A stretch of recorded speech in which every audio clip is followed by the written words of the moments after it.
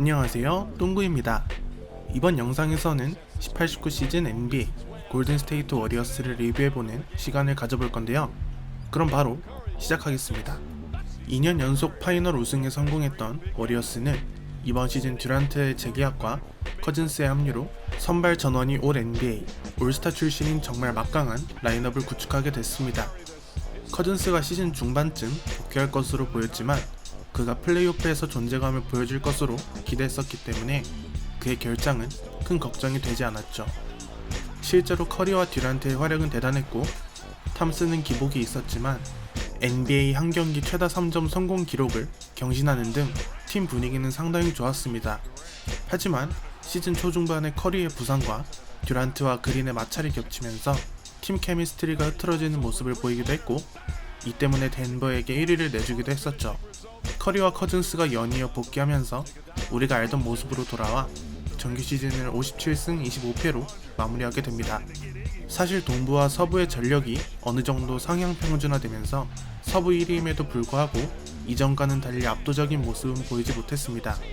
그럼에도 워낙 압도적인 선발 라인업으로 워리어스의 3픽 가능성을 굉장히 높게 봤었는데 주축 선수들의 부상 악재가 겹치며 토론토에게 우승 트로피를 넘겨주게 됩니다. 주축 선수들이 부상을 당한 가운데 이거달라가 구단에서 선수의 부상 정도를 거짓으로 브리핑했다는 이야기를 하게 되면서 선수와 구단 간의 마찰이 있기도 했었죠. 여러모로 아쉬운 시즌 마무리를 하게 된 워리어스는 이번 오프 시즌에서 케빈 듀란트를 잡지 못했고 이거달라를 멤피스의 지명권 3장과 트레이드하며 셀러리 캡을 비웠는데 이를 활용해 클레이 탐슨에게 5년 1억 9천만 달러 규모의 맥스 계약을 안겨줬으며 디안젤로 러셀을 4년 1억 1,700만 달러에 영입합니다. 이는 다음 시즌 클레이 탐슨의 부상 공백을 메움과 동시에 스몰 라인업으로 팀 컬러를 굳히겠다는 행보인 듯합니다.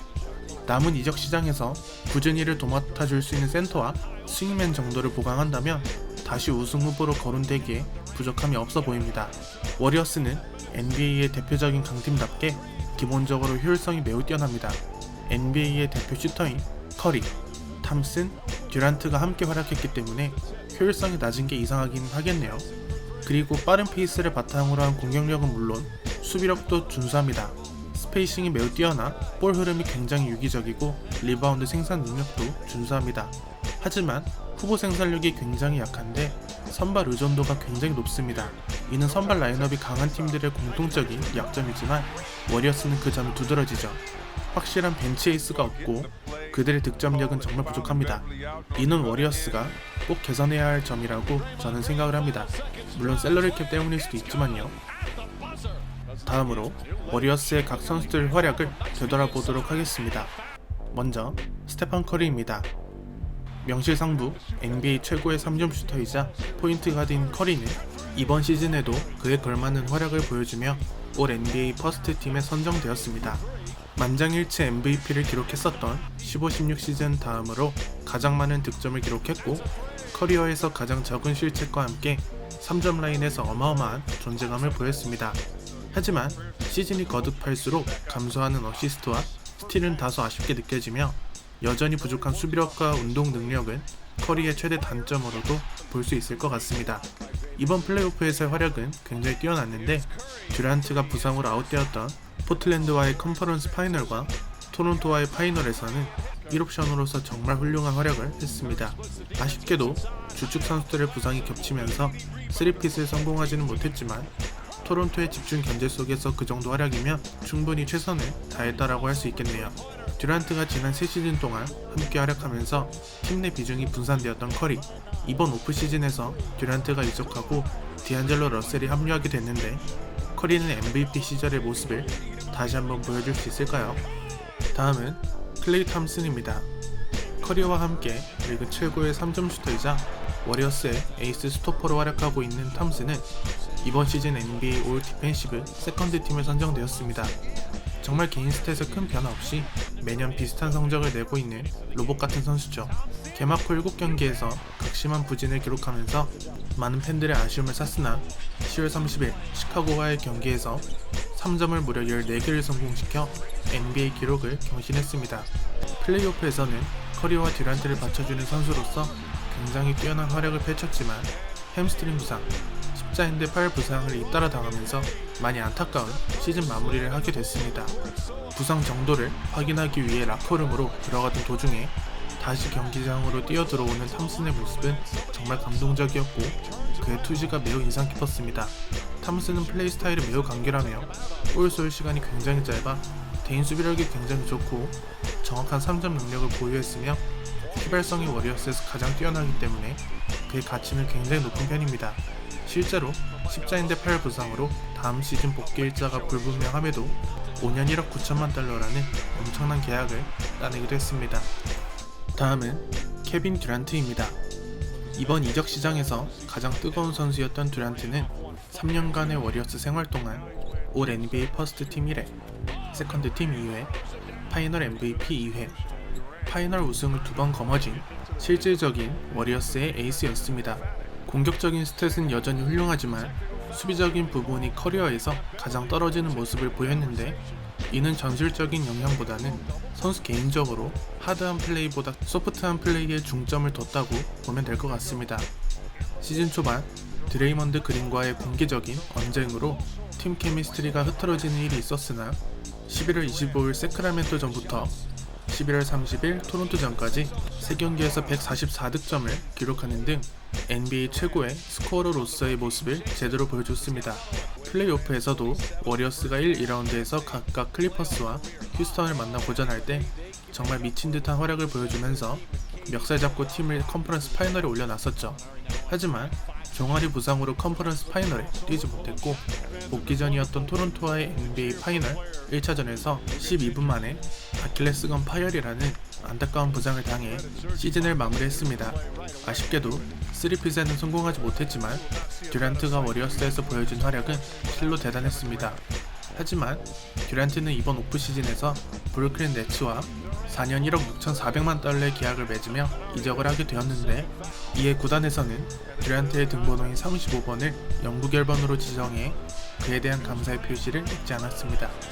다음은 드레이먼드 그린입니다. 굉장히 밉상이지만 워리어스에 꼭 필요한 존재인 그린은 이번 시즌 커리어 최악의 시즌을 보냈지만 올 디펜시브 세컨드 팀에 선정되었습니다.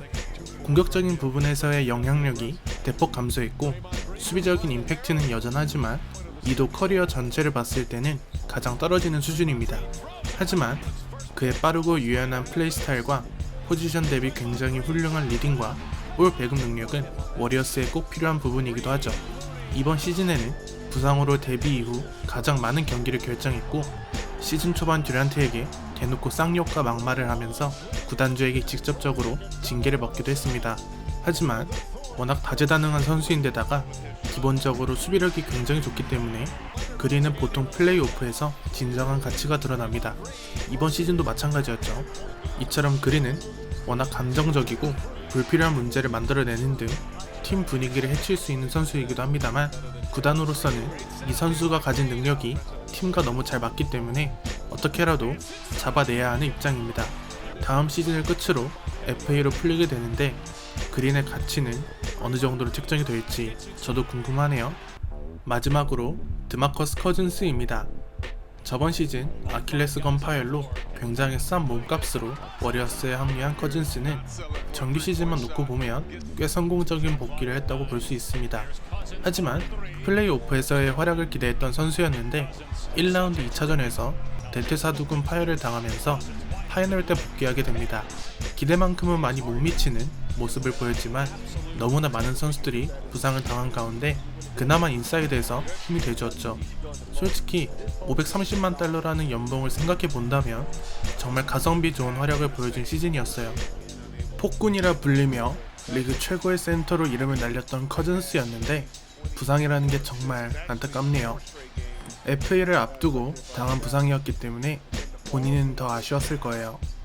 다음 시즌에는 정말 건강한 모습으로 조금이나마 폭풍 커즌스의 활약을 볼 수 있으면 좋겠네요. 하지만 안타깝게도 이번 이적 시장에서 가치가 많이 하락한 커즌스를 찾는 구단이 쉽게 보이지 않습니다. 워리어스의 약한 후보 선수들 중에서도 특히 돋보인 두 선수가 있습니다. 바로 안드레 이고달라와 케번 루니인데요. 이고달라는 어느덧 선수 인생 말년에 접어들며 운동 능력이나 기량 자체가 조금은 퇴화된 느낌이 있었던 정규 시즌이었지만 플레이오프에선 파이널 MVP 시절이 부럽지 않은 노련함과 투지가 돋보이는 활약을 펼쳤습니다. 구단과의 시즌 마무리가 깔끔하지 못했고 결국은 멤피스로 트레이드되었죠. 케번 루니는 꾸준히를 도맡아 하고 스크린 장인으로서 팀의 스페이싱에 큰 비중을 차지합니다. 이번 시즌에는 데미안 존스와 드마커스 커즌스의 부상으로 자연스럽게 출전 비중이 늘어났고 아마 이번 시즌 워리어스에서 가장 돋보였던 선수 중에 한 명이 아닐까 싶을 정도로 루니의 활약은 정말 좋았습니다. 이에 구단에서는 이번 오프 시즌에서 3년 1,500만 달러로 그를 대우해줬습니다.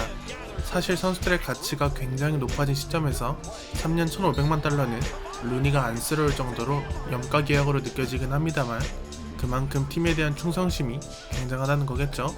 다음 시즌의 활약이 더더욱 기대가 되는 선수입니다.